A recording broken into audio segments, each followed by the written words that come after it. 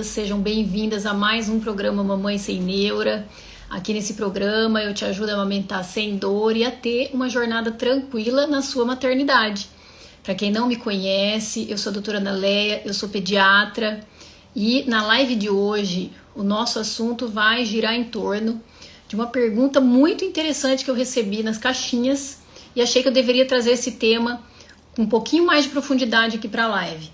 Então, o nosso tema, para quem está acompanhando os stories hoje, vai ficar baseado nessa pergunta: como é que o estresse materno, tanto na gestação quanto após, pode afetar o desenvolvimento cerebral do feto e da sua criança?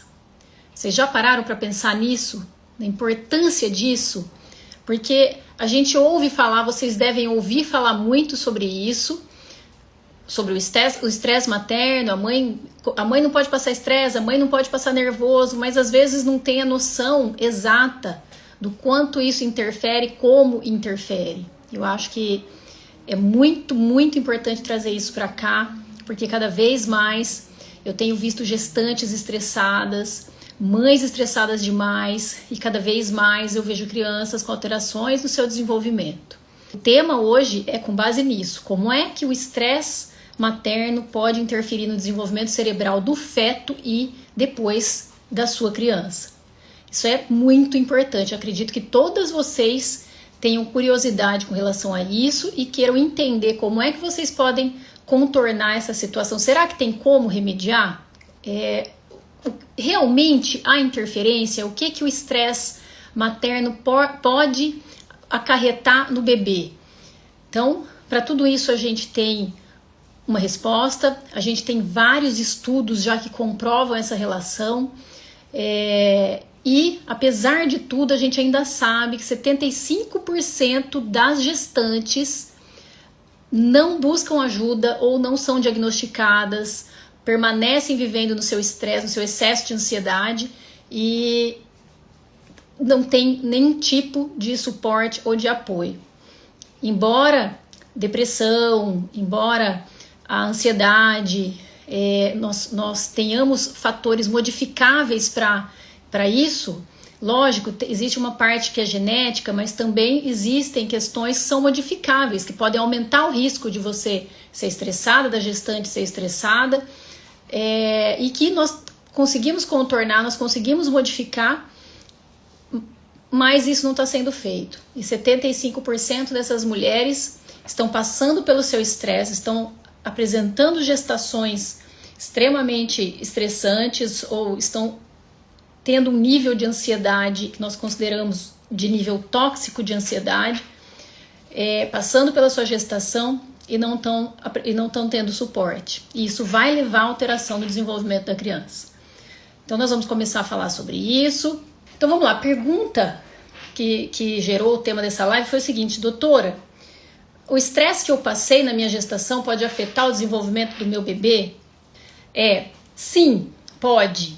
A gente sabe hoje que o estresse na gestação, se for um nível de estresse, um nível de ansiedade tóxico, o que a gente considera um nível de ansiedade acima do normal para uma gestante?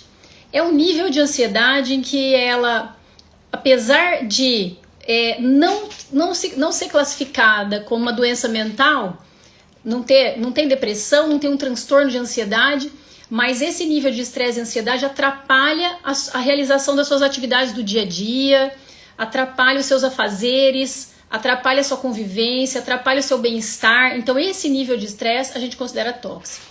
E quando a mulher tem esse nível de estresse, significa que ela apresenta aumento nos níveis de cortisol, que é um hormônio relacionado ao estresse. E esse hormônio, que é o cortisol, ele vai passar pela placenta e vai passar para o bebê. Então, cortisol em altos níveis para o bebê vai acarretar uma série de consequências que eu vou comentar aqui com vocês e que podem interferir na saúde, pode interferir no comportamento dessa criança, no desenvolvimento dessa criança. Então, nós pediatras falamos muito na questão da importância dos 1000 dias de vida, que a gente conta desde o início da gestação, que é quando você fica sabendo que está grávida, até os 2 aninhos de vida. Então, se a gente contabilizar isso, mais ou menos, dá 270 dias dos 9 meses de gestação, mais 365 do primeiro ano de vida, mais 365 do segundo. E a gente completa os 1000 dias de vida mais importantes da vida do ser humano. Por que isso? Porque nós já estamos contando todos os fatores ambientais, comportamentais, alimentares, estressores que vão influenciar nessa gestante e vão acabar refletindo nesse bebê. E aí, a partir do nascimento, nós vamos ter os outros fatores que também vão afetar essa criança, como amamentação, ambiente, estímulos. Então, esses 1000 dias, eles são essenciais, porque é nesse período em que a arquitetura do cérebro do seu bebê, ela está sendo feita, a principal parte da arquitetura está ali, até os 2 anos. Esse cérebro ainda vai se desenvolvendo, tá? Os neurônios vão buscando novos caminhos, a gente tem ainda plasticidade neuronal, que a gente fala. O que é isso? Vou fazer uma analogia aqui para vocês. O cérebro da criancinha é como se fosse uma massinha de modelar. Então, até mais ou menos os 6 aninhos, a gente consegue adaptar situações, a gente consegue buscar novos caminhos quando há algum tipo de deficiência. Então, por exemplo, por que o autismo precisa ser diagnosticado quanto antes? Porque quanto antes você diagnostica, como essas vias neuronais ainda estão se formando, você detecta uma deficiência em determinada área, em determinada habilidade, você estimula essa área, você estimula essa criança e ela vai aprendendo essa habilidade, porque o cérebro dela ainda está como uma massinha de modelar. Conforme ela vai ficando mais velhinha, isso vai ficando mais difícil, a gente já não tem tanta plasticidade neuronal que a gente chama. A arquitetura cerebral já está praticamente pronta, então aí vai ficar mais difícil essa criança atingir as habilidades dela, atingir o real potencial que ela atingiria se ela fosse estimulada antes. Então, quando nós percebemos atrasos nesses bebês, nessas crianças, independente da causa, vocês mães que estão aqui comigo, que estão me assistindo, muitas vezes vocês questionam no consultório: preciso do especialista, preciso fazer um exame, eu preciso fazer uma tomografia para ver por que essa criança está tendo algum atraso, por que ela está tendo uma alteração de comportamento, doutora, quero fazer um exame da cabeça, eu quero fazer um eletro, eu quero fazer isso. Mas entendam que não é esse o passo mais importante quando a gente detecta um atraso. Lógico, nós precisamos fazer as investigações necessárias, mas o passo mais importante é o estímulo. Então, quando a gente detecta uma alteração, um atraso no desenvolvimento, a primeira coisa a se fazer é estimular essa criança, encaminhar para a estimulação. Então, você pode até pedir os exames, encaminhar para o neuropediatra e tudo mais, mas você tem que encaminhar para fono, que é para estimular a fala, você vai encaminhar para terapia ocupacional, para psicopedagoga, se for o caso, você vai encaminhar para estimulação. E você como mãe, e você como pai, precisa fazer o seu papel em casa. Vocês precisam entender e precisam assumir que o principal papel para o estímulo dos filhos de vocês é de vocês. Não é dos profissionais especialistas, é de vocês. Então, hoje no meu consultório, o que eu mais luto, o que eu mais converso, o que eu tenho dedicado mais tempo com os pais, muitas vezes, é com relação à orientação de maneiras, de ferramentas, para que eles criem mecanismos para estimular os filhos dentro de casa. Então eu faço os encaminhamentos para as especialidades, mas eu tento ajudar os pais a encontrar formas de estimularem seus filhos dentro de casa. Isso é o essencial. Tá? E já eu entrei na live aqui para fazer uma sequência de raciocínio com vocês, uma sequência de tópicos, mas já tô emendando várias coisas, porque eu sou assim mesmo, começo a falar, já viro uma metralhadora. Mas eu quis entrar nesse tópico e vou falar ele agora antes que eu esqueça, que é com relação ao uso excessivo de celulares, tanto pelas crianças quanto pelos pais. Então, o que eu quero dizer para vocês hoje, já falando dessa questão do estresse interferindo no desenvolvimento cerebral das crianças, vou falar para vocês sobre o celular, o uso abusivo do celular, e o que os estudos já estão demonstrando desde a gestação com as mulheres.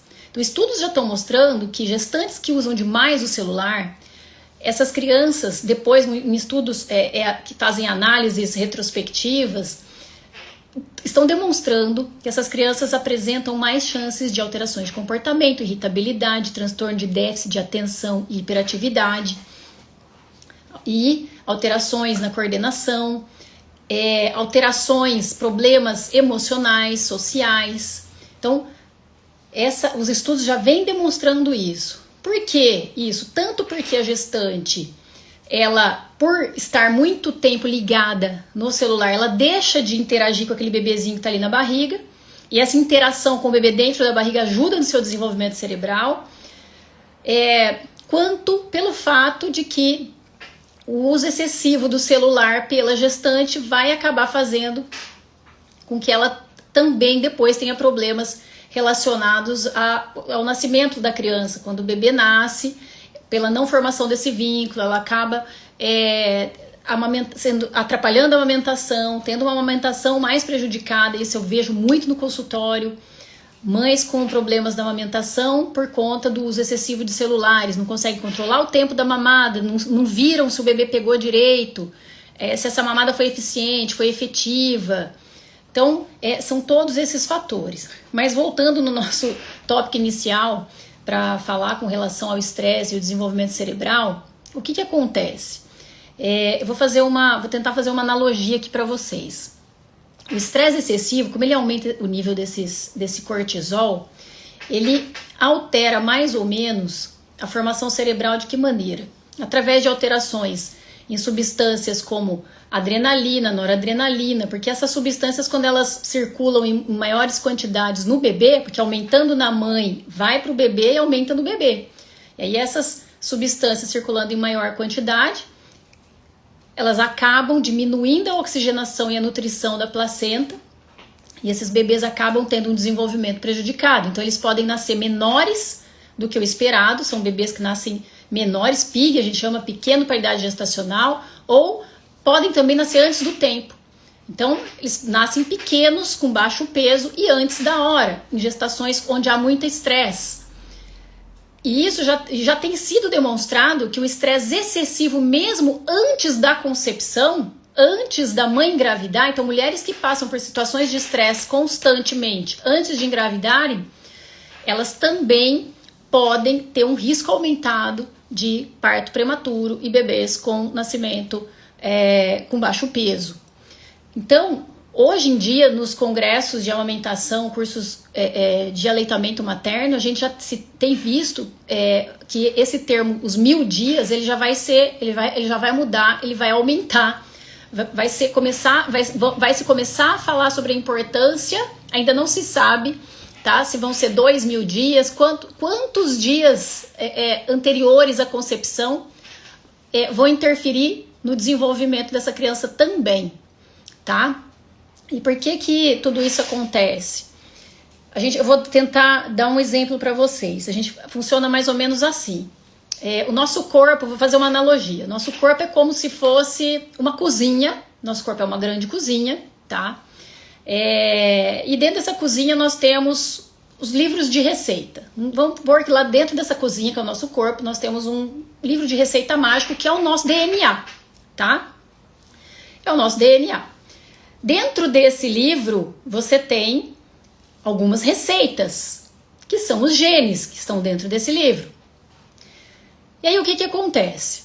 Quando você passa por situações de estresse, essa mãe passa por muitas situações de estresse, é como se fossem colocados post-its invisíveis em cima de cada receita desse livro. Para que servem essas receitas? Essas receitas servem para que esse corpo, essa criancinha, saiba se regular. Então tem a receita para ter um crescimento correto, tem uma receita para se autorregular, tem uma receita para que ela saiba se controlar, se regular no momento de estresse, no momento de aflição. Tem uma receita que controla o açúcar no sangue. Então, quando essa mãe está muito estressada, o que acontece? É como se fossem colocados post-its em cima dessas receitas. E aí, esse corpo, essa criança não consegue usar a receita certa no momento certo. Então, quando a gente está falando disso, a gente fala de um termo que você já deve ter ouvido muito, que é epigenética. Então, a gente fala que modificações na epigenética das crianças vão levar a essa alteração de desenvolvimento. Então a analogia seria essa criança perde a capacidade de usar a receita certa no momento certo. Então você tem áreas do cérebro que não serão estimuladas no momento que devem, e outras serão muito estimuladas. Quais áreas geralmente são as mais estimuladas? As áreas do estresse. Então essas crianças tendem também a ser mais estressadas. Então quais seriam as consequências para uma criança que nasce de uma mãe muito ansiosa ou muito estressada? Essa criança pode ter problemas tanto no desenvolvimento depois do nascimento, quanto na idade adulta. Então, ela pode apresentar maiores chances de ter depressão também, alterações de comportamento, alteração da coordenação motora. Quando tiver adulta, maior chance de ter hipertensão arterial, diabetes, obesidade, outras doenças como cânceres e doenças cardíacas. Então, nós temos que entender que esse estresse excessivo da gestação pode sim interferir no desenvolvimento dessa criança e levar até alterações para o resto da vida dela. Alterações na saúde do adulto que ela vai se tornar. Então, olha até onde chega essa questão, o quanto isso é importante. Agora, chegando aqui, um outro ponto aqui para vocês, eu quero chegar aqui também com relação a uma questão que é o estresse tóxico relacionado às crianças após o nascimento. Isso é uma coisa que a gente vê muito depois que as crianças nascem, e esse estresse tóxico, ele pode ser ocasionado por vários fatores ambientais, acontecimentos, violência, seja violência psíquica, seja violência física, seja negligência. E o mais importante de tudo, a Sociedade Brasileira de Pediatria classificou 3 tipos de estresse tóxicos para crianças, que são o estresse positivo, o estresse tolerável e o estresse tóxico. Na verdade, falei 3 tipos de estresse, não 3 tipos de estresse tóxico, né? Ela classificou 3 tipos de estresse para o desenvolvimento da criança, tá? 3 tipos de estresse. E dentre esses 3 temos o estresse tóxico, tá? Então, o que seria isso? O estresse tóxico é aquele em que a criança não tem condições de se autorregular para suportar sozinha, passa por ele de forma intensa e prolongada, sem regulação e sem ajuda e sem nenhum tipo de suporte. O estresse tóxico vai alterar o desenvolvimento cerebral, vai alterar a arquitetura cerebral. Por quê? Porque quando há muito estresse, há muito cortisol, que é o hormônio do estresse que eu já falei para vocês, ele vai afetar 2 áreas muito importantes, 3 áreas muito importantes do cérebro, que é uma é o hipocampo, que é relacionado à memória e aprendizado, a outra é a amígdala, que é relacionado às emoções, e a outra é o córtex frontal, que é a região da tomada de decisões e autocontrole. Então, quando há um estresse tóxico sobre a criança, em geral você tem alteração nessas áreas do cérebro. E por isso é que a gente tem muitas crianças que, sob estresse constante, passam a ter problemas escolares, problemas de comportamento, deficiências de aprendizado, maior agressividade, mais dificuldade, mais reatividade emocional, que a gente chama, tem dificuldade de se regular em determinadas situações. Mas todo estresse é ruim para a criança? Não, é isso que eu estava dizendo.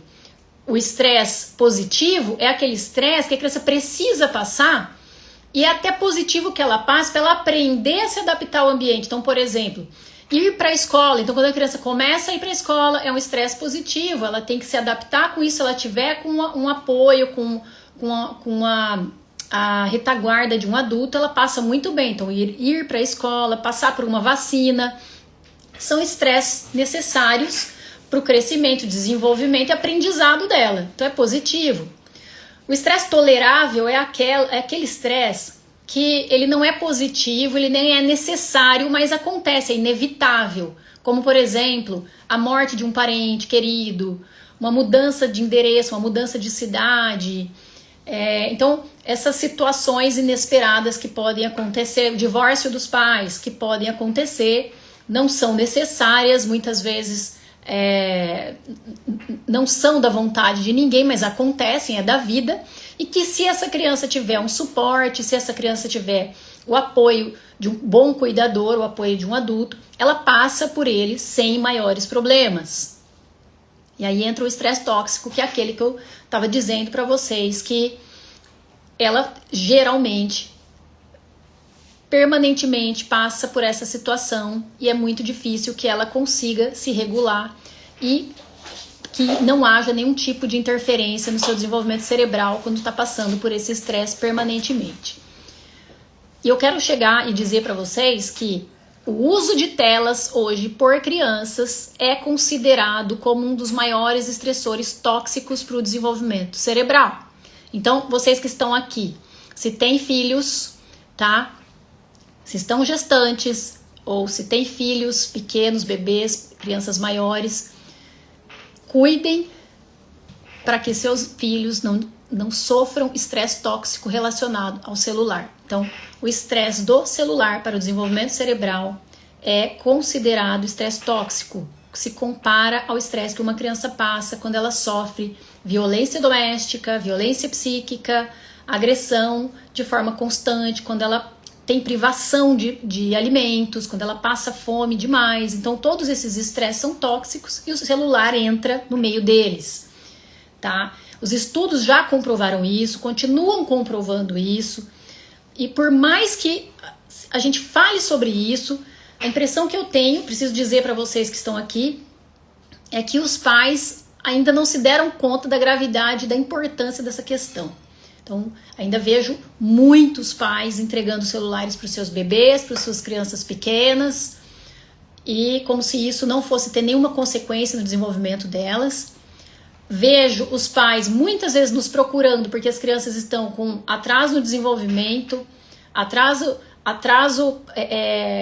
no desenvolvimento da fala, da linguagem, alterações de comportamento, alterações no padrão de sono, crianças ficando mais doentes, crianças apresentando alterações psíquicas que antes nós não víamos com tanta frequência, maior incidência de TDA, TDAH, que é o transtorno de déficit de atenção e hiperatividade, mas isso alguns colegas, alguns profissionais têm chamado de síndrome do pensamento acelerado, não necessariamente TDAH, porque vem em consequência desse uso abusivo de telas e um estímulo exagerado cerebral, porque as telas, independente de ser desenho bonitinho, não existe desenho bonitinho, nem existe desenho adequadinho para criança, não tem nenhum tipo de programa educativo, tá? Que desenvolva o cérebro do seu filho. Então, se você ainda acredita que aquele programinha ensina inglês, aquele programinha... Não, pessoal.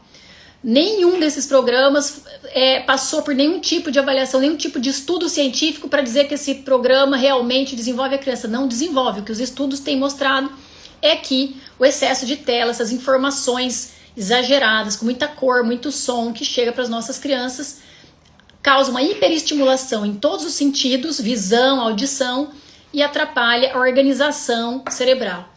Então, se vocês puderem, não deem telas para os seus filhos por muito tempo, na minha opinião, até estarem adolescentes e terem um autocontrole adequado para saber a hora de usar, a hora de parar e o que acessar nessas telas. Então, esse é um ponto muito importante com relação ao desenvolvimento cerebral das crianças. Eu queria chegar aqui para vocês. E para continuar com a pergunta dessa mãezinha que me mandou, se tinha realmente alguma interferência, e ela disse que, deixa eu colocar aqui no final, ela disse assim, que a cunhada era neuropsicopedagoga e que o bebê pode ter que ela passou por um estresse muito grande na gestação, perdeu a mãe, perdeu o pai na sequência. Eu não sei como ela se adaptou com essa situação. Eu não sei como ela lidou com essa situação das perdas, como foi a gestação durante essa situação, para dizer se essa criança vai ou não ter alguma alteração de desenvolvimento. Não necessariamente, não quer dizer que essa criança vai ser menos inteligente, essa criança vai ter realmente uma alteração de desenvolvimento que comprometa a sua vida futura, etc. Até porque a gente não sabe que mecanismos de regulação essa mãe usou durante esses problemas. Porque estresse acontece, é comum, todos nós temos que saber lidar. A gente vai dizer que o estresse é tóxico para a mãe, para a gestante, se ela se sente permanentemente incomodada, tem sintomas, não consegue lidar, não consegue lidar com seus afazeres do dia a dia por conta desse estresse, como eu mencionei antes. Se você sofre um estresse, mas você mentalmente está preparada e emocionalmente preparada para passar por ele, lidar com ele, não necessariamente o seu bebê vai nascer, vai interferir no desenvolvimento dessa criança. Mas o que a gente já sabe, que os estudos já demonstram, é que sim, o que você sente, o seu bebê sente. O estresse que você passa, o bebê vai passar por essa questão dos hormônios que passam pela placenta. E a placenta tem, sim, existem enzimas que quebram o excesso de cortisol que vem para o bebê. Porém, quando é em excesso, essas enzimas que quebram esse cortisol, elas não dão conta. Então acaba passando o cortisol em excesso e aí o bebê sofre as consequências desse excesso de estresse. E como que isso pode se manifestar para um bebezinho? Pode se manifestar com aumento do choro, inquietação, dificuldade para dormir, vários despertares noturnos. Então, bebês que têm essas questões, lógicas, nós temos que investigar vários outros fatores, temos que investigar, será que tem algum fator orgânico que está atuando nesse bebê? Será que é a fase mesmo? A gente sabe que existe uma fase do bebezinho que ele acorda mais, ele não tem ainda produção de melatonina suficiente, então desperta mais vezes, mas conforme ele vai crescendo, as coisas vão se regulando e a tendência é que vá ficando mais fácil lidar com essa criança. E os marcos de desenvolvimento também são importantes a gente observar por causa disso, porque cada etapa da vida dessa criança, desse bebê, ela deve conter alguns marcos de desenvolvimento em que essa criança deve se encaixar, e conforme essa criança não se encaixa até uma data limite, um período limite, a gente vai dizer que tem um atraso. Então, por isso que é importante o acompanhamento periódico com o pediatra, vocês não abrirem mão disso. Hoje eu peguei uma mãe no consultório, uma mãe muito querida, inclusive, mas que não sei se por falta de orientação, por falta de não sei o que foi, com um bebezinho de 1 ano e meio, mas que não fez acompanhamento com o pediatra, fazia um acompanhamento na unidade de saúde, aparentemente muito corrido, não sei o que houve. Essa criança chega com 1 ano e meio, não fala e não está andando sozinha. Espera aí, a gente precisa avaliar isso melhor. A gente precisa ver o que aconteceu. Será que está tendo estímulo? E aí você conversando, o que eu observo muitas vezes também dentro das casas, eu observo com as mães. Muitos pais acham que deixar a criança brincando no canto, ela tá sendo estimulada. Você coloca brinquedos e deixa ela brincar lá enquanto a mãe ou o pai ficam no celular. Eu entendo que todos nós, apareceu o joinha, que todos nós temos um momento de descanso, a gente quer chegar em casa, pôr o pezinho pra cima, às vezes quer olhar lá alguma coisa na rede social, mas vocês que são mães, pais, entendam que a melhor ferramenta para desenvolver o filho de vocês são vocês mesmos. A criança não aprende brincando sozinha, ela também não aprende na creche brincando com bebês que também não falam. Ela aprende com você em casa, ela desenvolve com você em casa. É o melhor meio de desenvolver o bebê, de desenvolver o cérebro do bebê. É você conversar com ele desde a barriga, depois que nasce, manter esse contato visual, essa conversa.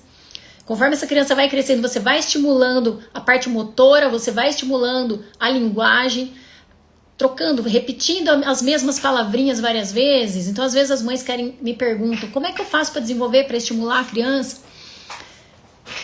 Conversem, contem historinha, mostre o objeto, aponte o objeto, fale do objeto várias vezes, não entregue aquilo que a criança quer porque ela apontou.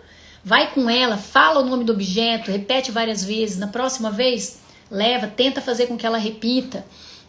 Mas é você, pai e mãe, é você orientando, você conversando, você com o seu olhar, com o seu feedback, o feedback que você dá para essa criança, que você desenvolve o seu filho. Não é dando um monte de brinquedo, deixando ele no canto brincando sozinho, não é colocando na creche e não é deixando, muito menos deixando na televisão assistindo Galinha Pintadinha, Peppa Pig ou qualquer outro programinha que vocês acham que seja educativo. Não é, tá? A criança tem algo que se chama, tá? Os estudos avaliaram, que se chama fenômeno, ela passa por um fenômeno do videodéficit. Videodéficit, o que é isso? Ela não consegue interagir com o vídeo. Então, quando ela não consegue interagir, pode ter um adulto lá dando uma aulinha para ela de alguma coisa na televisão. Como ela não consegue interagir, não tem o contato visual, ela não pode mostrar, ela não aprende. Então, isso chama-se fenômeno do videodéficit que as crianças têm durante o seu desenvolvimento. Ela precisa do feedback, ela precisa do olhar, ela precisa da resposta. É assim que ela desenvolve. Então, você quer desenvolver seu filho, senta com ele, brinca com ele, fale, conte história, repita várias vezes a mesma palavra, conte várias vezes a mesma história. E é assim que você vai ajudar no desenvolvimento dessa criança. E lógico, com muito amor, muito carinho, muita paciência, por quê?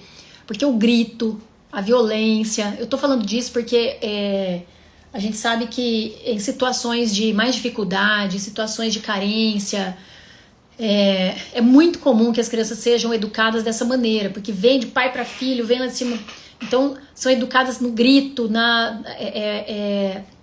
de forma muito rude, e isso vai interferir no desenvolvimento cerebral dessa criança. É uma criança que passa por estresse constante. Então, a criança que escuta grito o tempo todo é o estresse constante.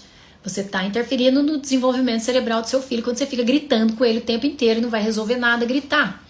Tá bom? Que mais que eu queria dizer para vocês? Eu estava falando do grito, porque eu lembrei de uma mãe.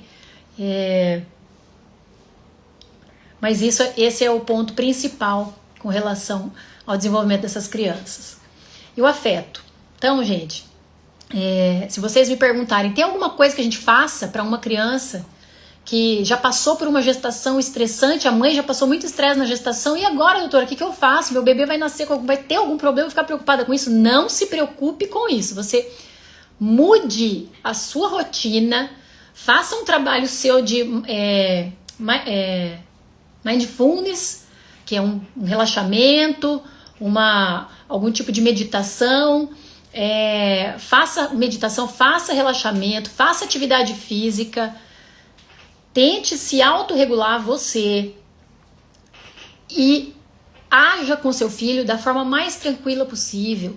Haja com seu filho sem cobrança, sem querer tudo para ontem. Então, nós sabemos hoje que essas crianças que são mini executivos, nós chamamos, que são os mini executivos, são aqueles que assim, 8 horas vai para a escola, meio-dia vai para o inglês, 5 horas vai para psicóloga, 7 horas vai para aula de pintura, 8 horas vai para aula de música, depois 10 horas vai para aula do judô, depois chega em casa 9 horas da noite. Isso é um mini executivo que está passando por um estresse constante, que pode ser considerado um estresse tóxico, e lá na frente ele vai sentir as consequências. Então, muitas vezes os pais colocam para os filhos esse excesso de atividades, eu estou dando oportunidades para o meu filho, entre aspas. Eu tenho condições, então eu vou dar oportunidades para ele se desenvolver. E põe no inglês, põe na pintura, põe na música, põe nisso aqui. Não vai dar certo, porque nessa fase, nessa etapa, a criança precisa de tempo ocioso, ela precisa ter pelo menos 1 hora do dia que ela brinca sozinha, sem ninguém controlando a brincadeira dela, sem ninguém dizendo para ela o que ela tem que fazer, como é que ela tem que brincar, que hora ela tem que estar ali, que hora ela tem que estar lá, que fila que ela tem que entrar, que atividade que ela tem que fazer, que cor que ela tem que usar para pintar. Então, essa criança precisa ter um momento de ócio criativo, um momento em que ela brinca sozinha, ela faz o que ela quer, ela precisa. E hoje as crianças não estão tendo isso, porque no momento que ela deveria estar no ócio criativo, ela está onde? Ela está no tablet, ela está no celular, ela está assistindo alguma porcaria. Tem que falar isso porque não tem outra coisa para falar, né, gente? Está assistindo alguma porcaria no celular ou na televisão e tá perdendo um tempo precioso para desenvolver o cérebro dela. E aí tem um outro estudo que mostra, tá? Que uma criança que passe 1 hora, criança de 2 anos que passe 1 hora aí na televisão, no tablet, assistindo desenho, ela deixa de aprender mais ou menos 800 mil palavras novas no final de um mês, tá? Então, olha só como é que esse excesso de informação, de telas, de rede social, está afetando o desenvolvimento dos nossos filhos.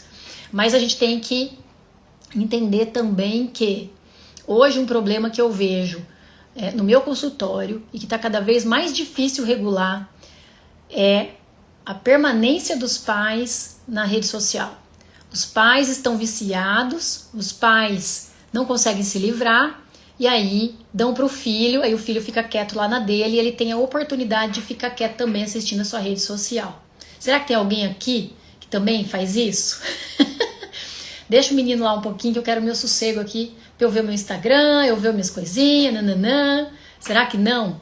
Pois saibam, gente, que eu tô vendo hoje que essa questão, ela tá muito maior, ela vai muito além do que uma questão somente das crianças. Se fosse somente as crianças, eu acho que seria mais fácil, mas o problema que a gente tá encontrando hoje é que os próprios pais estão com dificuldade de sair da rede social, estão com dificuldade de sair das telas e a gente está apresentando dificuldades para tirar essas crianças disso, porque o que ela vai fazer é reflexo daquilo que o pai e a mãe estão fazendo. Então, façam essa reflexão, porque isso é muito importante. E eu sei que muitos vão pensar, muitos vão dizer, mas não tem como, porque eu preciso fazer uma comida, eu deixo para ela assistindo porque eu tenho que fazer a comida. Não tem como, porque eu preciso ir no salão, eu deixo ela assistindo porque eu tô no salão. Gente, tem como sim. Vocês comecem a dar limites para os filhos dentro de casa, colocar uma rotina minimamente organizada, com horário para acordar, horarinho para comer, horário para brincar. Aqui você brinca, aqui você tem que ficar um pouco quieto. Lógico, bebês a gente sabe que não é assim, mas você não vai dar um celular na mão de um bebê porque você tá numa sala de espera para ele ficar quieto. Não, todo mundo sabe que um bebê numa sala de espera vai explorar o ambiente. Então você deixe seu filho explorar o ambiente, você simplesmente monitore ele ali na sala para ele não se machucar, não acontecer nada demais. E acompanhe seu filho, solte seu celular e acompanhe seu filho, ele precisa explorar o ambiente, é normal. Você não vai dar uma tela de celular na sala de espera do pediatra porque você precisa que o seu filho fique quieto. Não, ele não está na idade de ficar quieto. Você tem que acompanhar teu filho, deixa ele explorar, você fala não quando é não, você tira ele de onde ele não pode mexer, mas você faça o seu papel. E hoje a gente não vê mais isso. A gente vê os pais sentam, querem ficar ali sentadinho e deixa a criança com o celular para ficar quieta. E isso vai ter uma consequência grave futuramente. Nós já estamos tendo essa consequência. A gente já está tendo alteração e diminuição do QI dessas crianças, desses adultos relacionado ao abuso de tela, que vem desde os anos 90. Então, dos anos 90 para cá, o que a gente teve uma inversão de algo que antes era o seguinte: os filhos tinham o QI maior que o dos pais. Em geral, filhos têm sempre o QI maior que o dos pais. Com o advento da internet, das redes sociais, o que começou a acontecer a partir de 2000, lá dos anos 2000, década de 90, foi a inversão disso. Hoje em dia, se você aplicar testes de QI em pais e filhos, o QI dos pais está maior do que o dos filhos, e com uma tendência de queda no QI, que é o quociente de inteligência, dessas crianças e desses adolescentes. Então, se vocês que estão aqui querem fazer algo diferente pelo filho de vocês, vocês querem que o filho de vocês seja um ponto fora da curva, porque é isso que vai ser daqui a um tempo. Então, algumas pesquisas já têm mostrado que em 10 anos nós teremos mais de 25% de pessoas jovens desempregados no mundo. Isso por causa do quê? Com certeza também pela diminuição do QI, pela diminuição da vontade, da iniciativa, da proatividade que essas crianças, esses jovens estão apresentando cada vez mais. Também pelo advento da tecnologia, e quem não souber usar a tecnologia de forma mais inteligente vai ficar de fora desse mercado. Então não é simplesmente passar o dedo numa tela e achar que seu filho é inteligente porque ele sabe escolher lá o desenho da galinha pintadinha, tá, gente? Não é não. Os aplicativos, as plataformas são feitas para que seja usada de forma intuitiva. Não é para que seu filho use a inteligência, é para que seja intuitivo, passa o dedinho e vai chegando. Né? Então ele não é inteligente porque ele acha o que ele quer no celular, não é não. Isso é uma forma de viciar o cérebro da sua criança. Ele vai ficando cada vez mais automático no uso, e é isso. E futuramente nós teremos jovens que não vão ser capazes de usar softwares, não vão ser capazes de usar a tecnologia de uma forma mais profunda, com mais sentido, porque não sabem fazer um raciocínio mais profundo, não sabem fazer uma avaliação de linguagem mais bem feita, não sabem usar a linguagem, a comunicação da forma que tem que ser. Nós temos jovens com menos empatia hoje. Então, hoje um estudo também mostrou que jovens que ficam mais tempo nos jogos eletrônicos, nos games, eles têm menos capacidade de empatia do que outros que não jogam. Então, como que esse estudo foi feito? Como é que foi demonstrado isso? Pessoas que sofrem qualquer tipo de agressão, de violência na rua, qualquer tipo de abordagem violenta, na frente de jovens que não fazem nada, que simplesmente ficam indiferentes ou até filmam a cena, mas não ajudam a vítima da violência. Então, um estudo demonstrou isso. Jovens apresentando falta de empatia e falta de compaixão. Um estudo feito com pessoas, com jovens com uso excessivo de games e de jogos também, tá? Então, nossa, eu entrei aqui numa questão, fui passando em vários pontos aqui para chegar nesse ponto que eu acho muito importante, muito grave, que eu vejo no meu consultório, mas que eu nunca posso deixar de falar. E o que a gente pode fazer, né? O que a gente pode fazer? Será que existe um jeito de melhorar isso, doutora? Será que existe uma forma da gente amenizar os efeitos desse estresse materno no bebê, nessa criança que vai estar em desenvolvimento? Lógico que existe. Então, assim, a gente falou lá do exemplo do livro de receitas, né? Então, o seu corpo é a cozinha, o livro de receitas é o DNA, que já está escrito, não vai mudar, e os genes são as receitas que estão ali, e que se sofrer muito estresse, o que vai acontecer? Esses genes, eles não vão poder se manifestar, ou eles vão se manifestar demais. Então, é como se fossem colocados post-its ou grampos fechando esse livro de receitas, e aí genes relacionados ao autocontrole, a controle do açúcar sanguíneo, da pressão sanguínea, eles ficam como se fossem inativados. Eles estão lá, mas estão inativados pelo excesso de estresse. Então, o que a gente pode fazer no decorrer da vida com essas crianças? A gente muda a rotina delas, vamos mudar o meio delas, vamos tentar adaptar esse livro. Não tem como reescrever o livro, o DNA já está escrito. A gente vai tentar adaptar, a gente vai tentar amenizar esses efeitos. Então, é o quê? Oferecendo afeto, oferecendo atenção, oferecendo leitura de conteúdos que essa criança tenha prazer em fazer, ou se ela não sabe ler, você fazer com ela uma leitura compartilhada de algo, de uma historinha que ela goste muito. Então, colocar essa criança para fazer atividades de artesanato, atividade manual. Quando a criança faz esse tipo de atividade manual, pintura, em que ela faz por prazer, em que ela não é obrigada, ela faz porque ela gosta de fazer. Então até isso, você tem que descobrir qual é o tipo de atividade que seu filho gosta de fazer, e você descobre se você tiver tempo para isso. Se você pegar seu filho, levar numa livraria, levar numa loja aí dessas de brinquedos mais artesanais, esses brinquedos de madeira, você buscar meios de produzir brinquedos com seu filho. Existem alguns canais no YouTube, na própria rede social, que ensinam você a produzir alguns tipos de brincadeira em casa, e são muito legais. Aí esses canais, você assistindo para aplicar com seu filho. Isso sim vai estimular o desenvolvimento dele. Então há maneiras sim de você diminuir esse efeito, que é adotando essas estratégias, utilizando ferramentas de relaxamento com essas crianças. Então quando você nota que seu filho está muito estressado, alteração de comportamento, não dorme direito, começa a pensar, como é que é a rotina? Meu filho usa celular? Começa aí. Hoje em dia, o maior vilão de atenção, o maior vilão de sono é o celular. Não tem outro fator hoje. Lógico, existem outros estressores ambientais, como por exemplo, briga dentro de casa, marido que briga na frente da mulher, discutem muito na frente dos filhos, violência física, mas principalmente hoje, vamos falar do celular.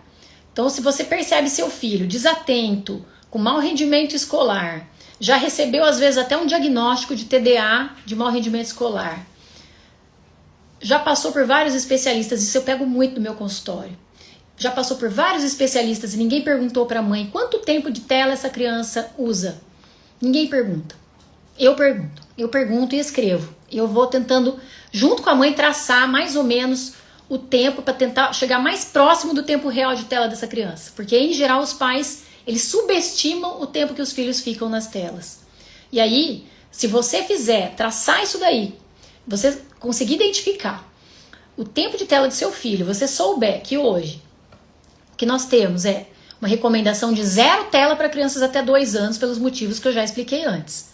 0 telas até 2 anos, porque a tela é um estressor tóxico do desenvolvimento cerebral. Então é 0, não é televisão, não é tablet, não é celular, não é nada, é 0, tá? 0 até 2 anos. De 2 a 5 anos, essa criança até pode 1 hora de tela por dia, desde que você, pai e mãe, esteja com ela fazendo algum tipo de atividade educativa nessa tela.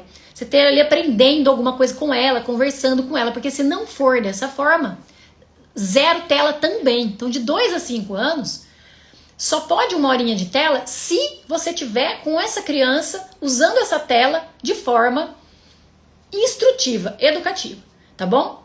E dos 6 anos para cima até adolescente, é no máximo 2 horas de tela por dia, no máximo 2 horas, e desde que seja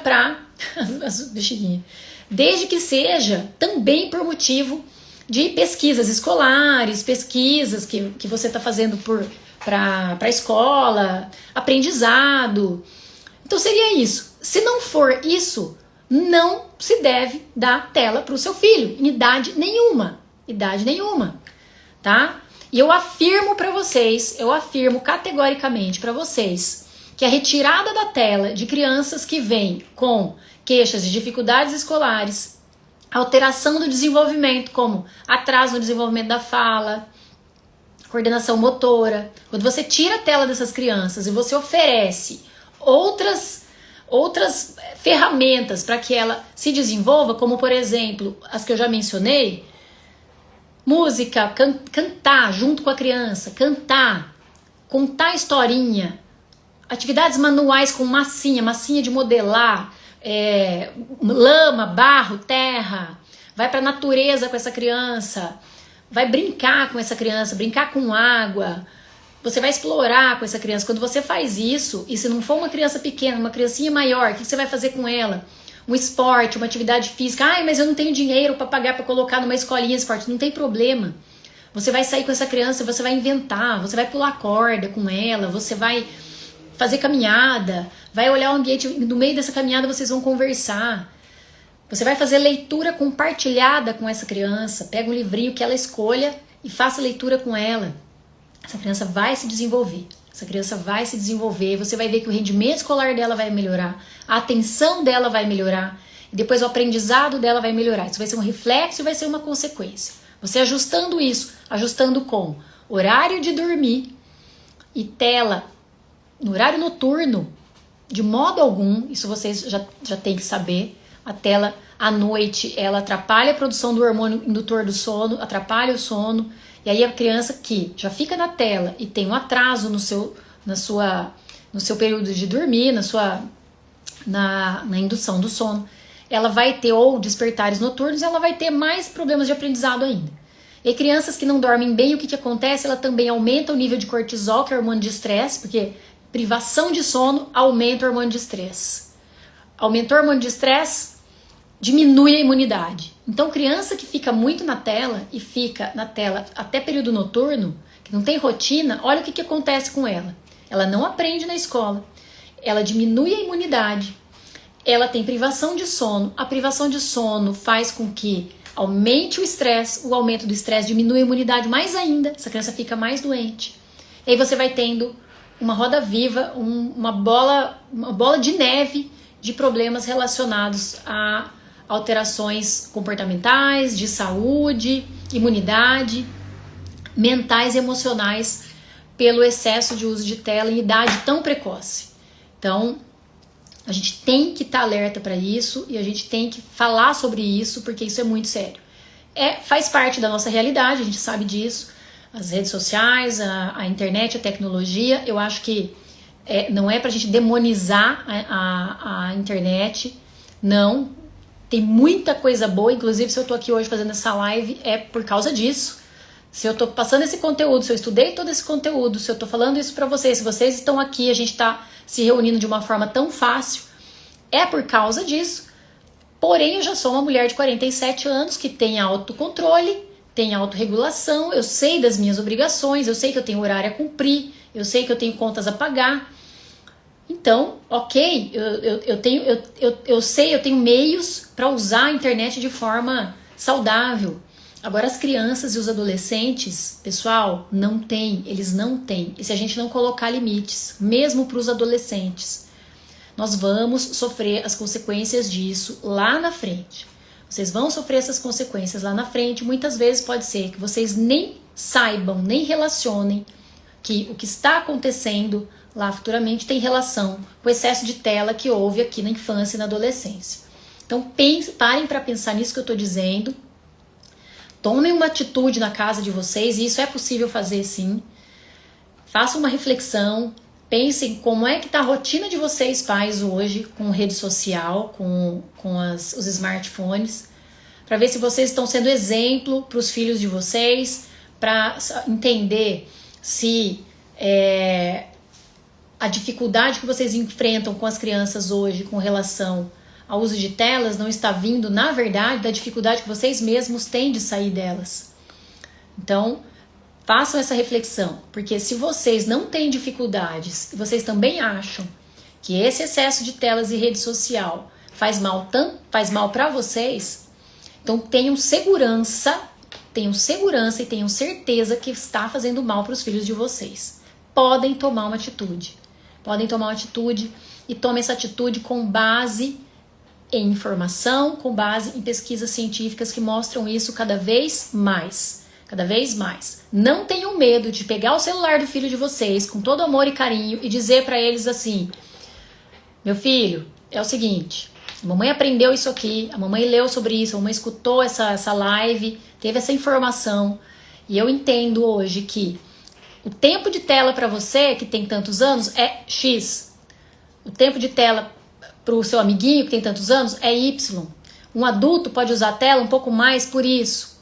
Mas você, filho, o seu uso de tela tem que ser dessa forma. E se não tiver na idade, é dizer: filho, você não pode usar tela, você não deve, porque isso não faz bem para você. Então, é ter essa conversa com essa criança e dizer: olha, então, se até agora a gente fez desse jeito, nós vamos ter que mudar. Ah, mamãe, mas não dá, mamãe, mas eu não quero, mas meus amigos, mas meu filho, eu sou a sua mãe que te ama, eu sou a sua mãe, eu não sou a mãe do seu amigo. Eu quero ter com você uma atitude de mãe que ama e que cuida e que zela. Então a mamãe precisa fazer isso. Você não tem idade, eu vou ter que guardar o seu celular, nós vamos colocar outras coisas no lugar. Nós vamos ler, nós vamos colocar leitura, jogos, vamos escolher um jogo, um jogo legal, vai com essa criança no torra-torra, vai na livraria, vamos escolher um esporte, mas você vai ter que fazer a sua parte, você mãe, você pai, porque não adianta, né? Não adianta a gente tira da criança a rede social e aí deixa ela no vácuo relacional, que a gente chama, né? Vácuo de relação. Então aí é pior, aí a criança fica sem nada, sem ter sem nada. Então, para não dar nenhum tipo de opção para essa criança. Opção que eu digo, opção de relacionamento, opção de interação, opção de afeto, opção de brincadeiras, de estar junto. Aí não tem como nem a gente argumentar. Não tem como argumentar com o filho se a gente não tem opção, tá? E o que eu vejo hoje, preciso dizer isso aqui para vocês, é que muitos pais não podem argumentar com seus filhos porque não tem como. Porque eles próprios não querem mudar a sua rotina. Então como é que eles vão argumentar com os filhos? Fica muito difícil, né? Mas eu digo o seguinte, hoje em dia nós temos no mundo uma população de 2 a 3% de pessoas mais prósperas, vamos dizer assim, tá? Mais ricas, mais prósperas. E eu digo para vocês que daqui a um tempo nós vamos ter 2 a 3% de jovens com uma mentalidade diferente e com um futuro mais promissor, porque estão começando a perceber, porque os pais perceberam hoje os malefícios e o que eles podem fazer para ajudar os seus filhos e colocar limites nesse uso abusivo, exagerado e irresponsável de telas, tá? Isso é função nossa como pais, isso é responsabilidade nossa, não é das crianças. Então não é você falar pro seu filho assim, filho, não fica na tela. Não, filho, você não deve, tá? E deixa ele escolher se ele fica ou não, se ele sai ou não. Filho, vamos ao parque com a família. Nós vamos ao parque com a família. Não, mãe, eu não quero porque eu tô jogando. Não, filho, mas vamos. Não, mãe, eu não quero porque eu tô jogando. Eu prefiro ficar jogando. Tá bom, filho. E a mãe vai pro parque, vai fazer sua caminhada e deixa o filho jogando porque o filho não quer. Então, pessoal, sinto muito, mas se você, mãe, tá desse jeito, tá agindo desse jeito, você tá deixando de fazer o seu papel de mãe, porque o seu filho não tem capacidade nenhuma para se autorregular diante do que a tela oferece para ele. E a gente sabe que é viciante, que libera dopamina, e essa criança não vai sair dali nunca por vontade própria. Então, preciso falar isso para vocês. E tô chegando no final da nossa live. Vamos lá que eu vou responder algumas perguntinhas aqui, tá? Vamos lá. Tem muitas coisas nos vídeos. Palavrões. Tem. Então aqui a Grécia colocou que tem muitas coisas nos vídeos, filmes que agora que não são para crianças, muita violência, palavrões, e tem que supervisionar o que eles estão olhando. Tem que supervisionar sempre. Você sempre tem que supervisionar. Não se deixa o celular na mão de criança sem você estar supervisionando o tempo todo. Na verdade, não se deve deixar o celular na mão da criança, mas se tiver, você tem que estar olhando em cima o que ela está vendo. E tem que fuçar, sim. Tem que fuçar. Tem que ver o que ela acessa, tem que ver os grupos, tem que saber de que grupo ela faz parte, tá? Deixa eu responder algumas perguntinhas aqui. Vamos começar aqui, é o seguinte, tá? Doutor, uma gestação com muito estresse? Outra pergunta, muito estresse interfere no desenvolvimento do bebê? Sim. Então, a gestação com muito estresse interfere no desenvolvimento do bebê, porque o estresse aumenta esse hormônio do estresse, e esse bebê pode ter toda essa questão na arquitetura cerebral. Mas como que a gente pode corrigir isso? Mudando a sua rotina depois, mudando fatores ambientais depois, para que isso seja amenizado, para que esse estresse excessivo que houve na gestação seja contrabalanceado por fatores ambientais positivos, por estímulos positivos depois que ele nasce. Então tem como a gente contrabalancear isso, e já tem estudos que estão querendo avaliar isso, o quanto. Então eles pegaram mulheres gestantes, gestação de baixo risco, de 24 a 39 semanas de gestação, avaliaram o estresse dessas mulheres. Então elas preencheram questionários para saber o nível de estresse e avaliaram o cérebro desses bebezinhos. E aí eles vão acompanhar essas gestantes até essas crianças fazerem 18 meses, que é 1 ano e meio, para tentar entender para tentar entender como é que o estresse de cada mãe interferiu no desenvolvimento de cada bebê até os 18 meses. E agora eles querem entender se os fatores ambientais, depois que essa criança nasce, como é que eles podem, e se eles podem balancear esse estresse que a mãe sofreu na gestação, tá? Então, mas a gente sabe que Tem como você balancear e você amenizar esses efeitos, sim. Com muito amor, muita atenção, com muito estímulo positivo, paciência, sem colocar a criança num ambiente acelerado demais, um ambiente agressivo, um ambiente onde há muito grito, muita agitação, tá? Como eu mencionei antes. Quais as principais causas para que um bebê ou feto pare de se desenvolver durante a gravidez? Olha, foi como eu falei, então depende muito, a gente tem que avaliar essa gestante, tem que avaliar a idade gestacional, tem que avaliar como é a gestação dessa mulher, se ela não tem nenhum fator, nenhuma doença, está fazendo pré-natal, não tem nenhuma doença, não tem nada que justifique um feto não se desenvolver, a gente precisa avaliar o fator estressor. Então, se é uma gestante que está bem, está saudável, não é hipertensa, não é diabética, a gestação dela tá indo bem, pré-natal tá tudo bem. E essa criança, esse feto não está se desenvolvendo, está apresentando restrição de crescimento, que a gente fala. Essa mãe também não é usuária de nenhum medicamento, droga, cigarro, nada disso. Será que essa mãe não está passando por um estresse muito intenso? Será que ela não passou por um estresse muito intenso antes da concepção do bebê, antes de engravidar? Porque os estudos também já mostram isso, que mulheres que passam por estresse constante antes mesmo de engravidar, elas podem sim ter bebês com alteração de desenvolvimento na barriga e nascerem até prematuros. Então, isso é uma questão que pode acontecer. A outra pergunta é essa aqui. A criança ser agitada e nervosa, por exemplo, quando pega o seio, e algum reflexo da gestação? Depende. A gente tá falando, é só na hora do mamar? Será que é só na hora do mamar? Se for só na hora do mamar, às vezes não. Às vezes é alguma questão de posição, de pega, você tem que avaliar, porque avalia também a questão de torcicolo, porque o torcicolo, seja congênito ou posicional, tá? Ele pode sim interferir na mamada. Essa criança fica muito irritada quando ela vai mamar em determinado lado, principalmente. Então isso é uma questão que pode interferir, tá? Mas uma criança agitada, irritada, que tem menos atenção, isso pode sim ser decorrente de uma gestação muito estressada, uma gestante que passou um período gestacional muito estressado, com muita ansiedade, com aumento dos níveis de cortisol, tá? Com 2 meses, o que eu posso esperar do meu bebê? O que seria normal? Mais ou menos isso. Com 2 meses, o seu bebezinho já vai estar começando a sustentar o pescoço. Você pega ele assim, ele já sustenta o pescocinho. Sorrisinho social. Então você conversa, faz gracinha com ele, já começa a dar risadinha. Sorriso social. Você coloca no tummy time, que é a barriguinha para baixo, ele já levanta o pescocinho. Então, na maioria das vezes, é o que a gente espera de um bebê de 2 meses. Sorriso social, sustenta o pescoço.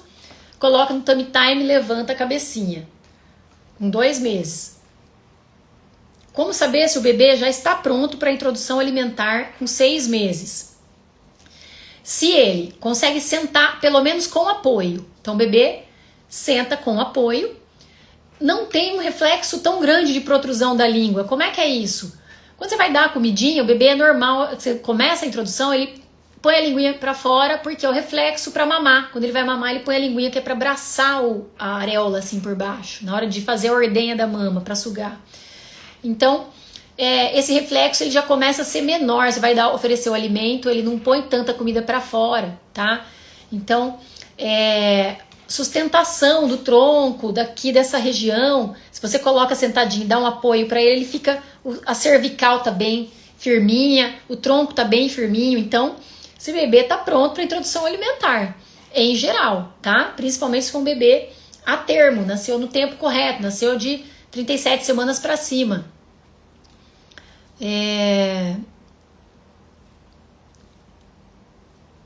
Deixa eu ver outra.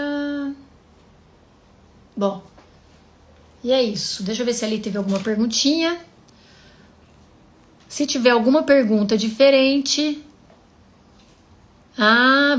acho que não vai dar tempo.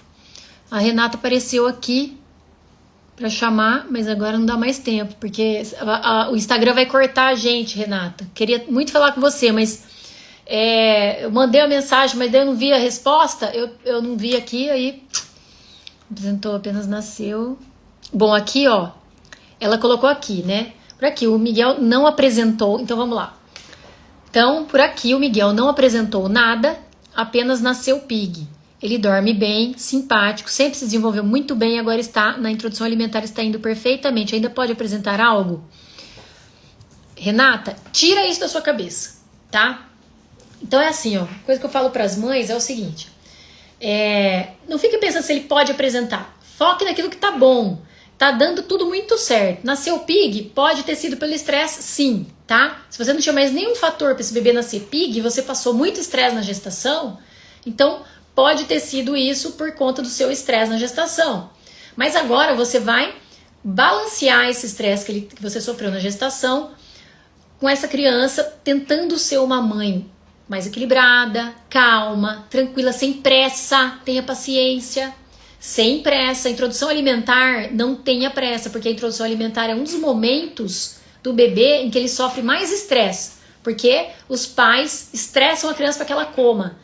Ou fica enfiando a colher, ou fica atrás para ela comer. Se ela não come, ai que coisa, esse menino não comeu de novo, ai não comeu tudo papá. Se ela come, nossa, comeu tudo, fica fazendo aquela farra. Então a criança começa a ficar estressada, porque ela acha que ela sempre tem que corresponder na hora da alimentação, ou fica aquela pessoa atrás dela. Então cuidado com a introdução alimentar para não criar um momento de estresse pro seu bebê.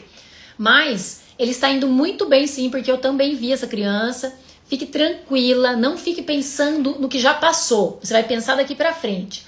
O que você não vai fazer para estressar seu filho? Gritar com ele, bater nele, transformar ele num mini executivo, ficar colocando um monte de coisa achando que essa criança vai desenvolver. Não, faça seu papel de mãe, bem feito, com amor, com carinho. Converse com ele, dialogue, brinque, tenha contato, faça massaginha nele, massagem no pezinho, nas costinhas, tá? E é assim que você vai conduzindo seu bebê, você vai fazendo os estímulos adequados para a idade adequada. Então, você está com 6 meses, vai começar a pôr sentadinho, vai fazer tummy time, vai colocar para ele apoiar nas coisinhas, vai conversar com ele, vai falar com ele várias vezes no dia. E assim você vai estimulando ele de forma adequada, sem ficar estressando também a criança, ficar toda hora querendo estimular. Deixa a criança quieta um pouco, deixa ela quieta no canto dela, porque estímulo demais também estressa, tá? Tomar cuidado. Bom, pessoal, até a semana que vem. Fiquem com Deus. Obrigada pela presença de todas. Tenham um bom final de semana e até a próxima live.